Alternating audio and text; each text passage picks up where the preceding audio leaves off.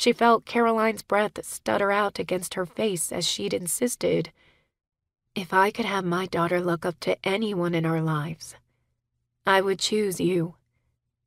And in that moment, as Caroline had looked up at her with wide, uncertain eyes, she needed her to see how important she was. Because at this stage of her life, she'd meant that she wanted Abby to look up to Caroline even more than having Abby look up to herself. Because Hannah, well, she knew she'd had her reasons for staying with Michael for so long, but it didn't help her sleep at night. She was doing better now, but she'd been angry at herself for a long time. Hannah regretted so many of her choices, and she'd lived in those regrets even after they compounded upon themselves. Caroline? She was different. "You are strong, and smart, and gorgeous, and good."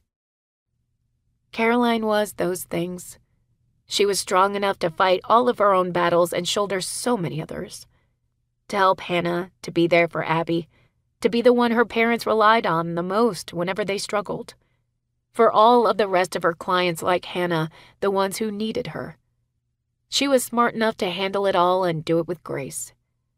She was so gorgeous with all of the different smiles she had. Hannah knew all of those smiles by now, and each one had a shade of meaning. And most of all, she was so good. Her goodness was in every action, every moment.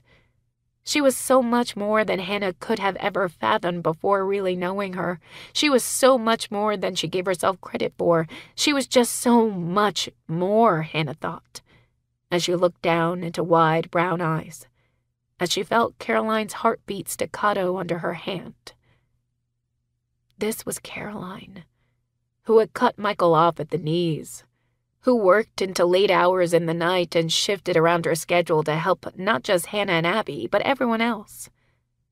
This was Caroline, whose sheer strength and will and composure had inspired Hannah herself to keep on going in her own life, to keep picking up the pieces she'd been missing and really put herself together.